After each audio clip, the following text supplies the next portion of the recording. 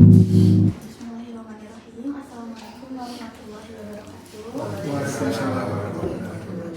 Sebelumnya perkenalkan, saya Aisyah dari jurusan Kesehatan Masyarakat Universitas Siliwangi angkatan 2023. Alhamdulillah di sini saya bersama dengan Ibu Wakil Bupati Kuningan, Ibu Hajah Tuti Andriana, SKSN, dan juga kepada Bapak Tingkat dan juga Dia Amira. Alhamdulillah dalam kesempatan kali ini mungkin sebelumnya menyatakan lebih dahulu selamat pagi Ibu Rizka dan Ibu Dina. Bagaimana kabarnya Ibu pada hari ini? Alhamdulillah. Semoga kita selalu dalam keadaan kesehatan. Dalam kesempatan wawancara pada hari ini akan membahas mengenai permasalahan dan juga kebijakan kesehatan yang ada di Kabupaten Kuningan. Baik Ibu, langsung saja untuk pertanyaan pertama.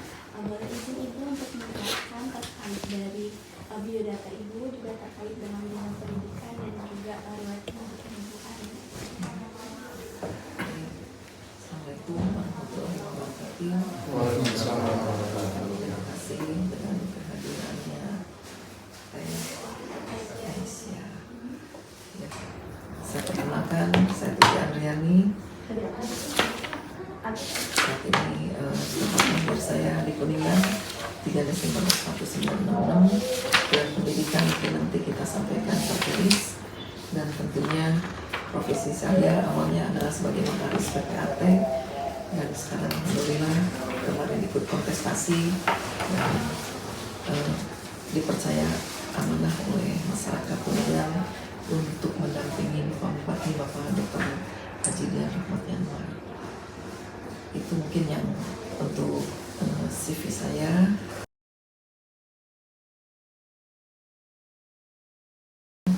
Dan saat ini kami didampingi oleh Kepala Dinas Kesehatan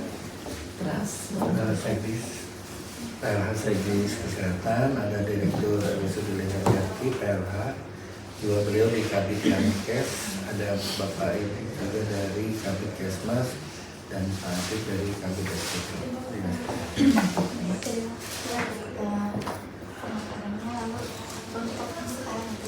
Ibu sebagai wakil bupati sendiri dalam pengambilan kebijakan ataupun pembuatan program itu seperti apa gitu Ibu dalam kebijakan kesehatan?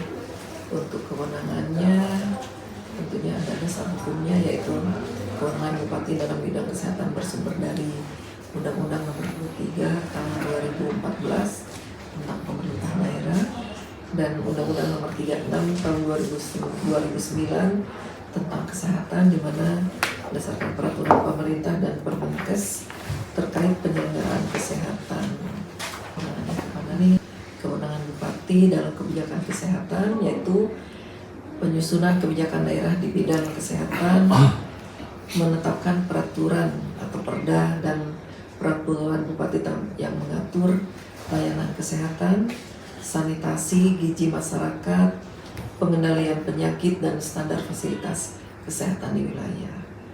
Dalam perencanaan dan penganggarannya yaitu menyusun program kesehatan daerah dalam RPJMD, pengalokasikan anggaran kesehatan, terus penyelenggaraan layanan kesehatannya yaitu untuk menjamin tersedianya layanan dasar kesehatan melalui puskesmas, rumah sakit daerah dan posyandu, dan mengembangkan sistem rujukan kesehatan di daerah. Terus untuk pembinaan dan pengawasannya yaitu pembina dan mengawasi tenaga kesehatan seperti dokter, perawat, bidan, dan lain-lain. Di lingkup pemerintah daerah mengawasi peredaran obat dan makanan di daerah bersama instansi terkait. Untuk kebijakan khusus kesehatan masyarakat yaitu penanggulangan wabah atau kejadian luar biasa seperti DBD, COVID-19. Terus program promotif dan preventif imunisasi, kampanye gizi seimbang, kesehatan ibu anak, dan sanitasi lingkungan. Lalu untuk pertanyaan berikutnya ini, permasalahan kesehatan yang ada di Kuningan gitu Ibu, yang paling mendesak dan juga menjadi tantangannya.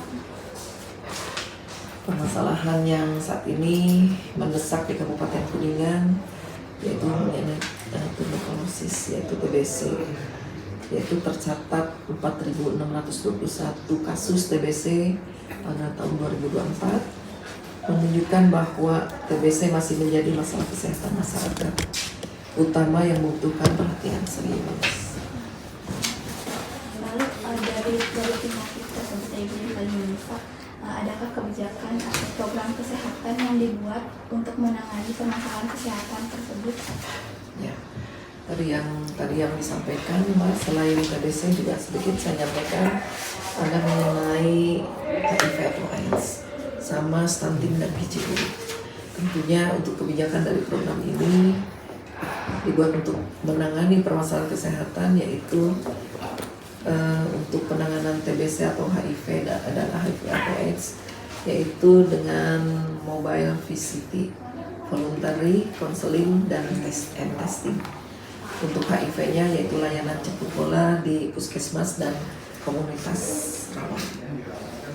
Kemitraan lintas sektor juga dengan LSM, organisasi keagamaan dan kader kesehatan untuk kampanye pencegahan HIV dan AIDS.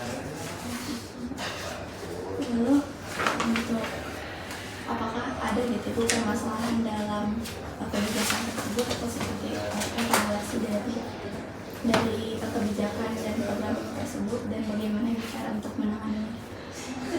Cara penanganannya yaitu tadi yang disampaikan untuk yaitu seperti tadi yang disampaikan salah satu permasalahan mengenai kesehatan di Kabupaten Kuningan, misalnya dengan adanya penurunan stunting dan gizi buruk, di mana kami untuk pencegahannya dari sejak ibu hamil terus sampai melahirkan, menyusui, terus anaknya juga harus difasilitasi dengan kehadiran posyandu untuk menerima imunisasi. Dari posyandu ya Ibu. Ya. Lalu Ibu, bagaimana untuk kolaborasi antar sektor di Kabupaten Kuningan dalam peningkatan derajat kesehatan masyarakat? Ya kalau kolaborasi di bidang kesehatan dengan dinas lain itu cukup banyak ya, contoh kayak sekarang dengan dinas pendidikan ya, masalah MBG ya, MBG juga kan itu menjadi perhatian dan namanya perintah presiden untuk dilaksanakan. Nah di dalamnya itu ada keterlibatan dengan dinas kesehatan tentang penanganan MBG ini dari kebersihan lingkungan di tempat pengolahan makanan segala macamnya ya.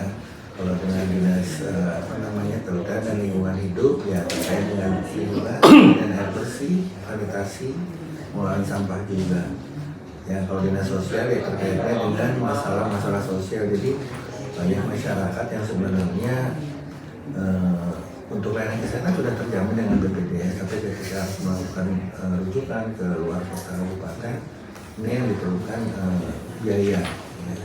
Kadang-kadang mereka tidak punya biaya, kita koordinasi dengan dinas sosial untuk berkoordinasi dengan lingkungan di tempat rujukan, misalnya mencari rumah singgah atau apapun gitu ya, termasuk biaya tambahan mungkin juga dari Basnas juga bisa kita minta bantuan. Ya, kalau untuk dengan dinas desa, DPMD ya jelas itu peran desa yang harus kita perhatikan dari sana gitu ya. Karena desa juga diharapkan punya peran untuk membantu kesehatan masyarakatnya. Nah, untuk sektor pendidikan dan akademis ya pasti ya kayak Meng ya itu jelas dari Universitas Kuningan itu ada Universitas Kuningan, ada Stikes ya. Perguruan tinggi lain ya yang melakukan penelitian kesehatan, program KKN juga yang tematik serta pendampingan masyarakat. Ya, ini juga memberikan masukan dan berbasis riset untuk kebijakan kesehatan, misalnya penelitian stunting dan gizi. Ya, Berarti sudah banyak ya Bapak Sudah. untuk kerjasama juga dengan lintas sektor untuk peningkatan dari kesehatan ini. Iya.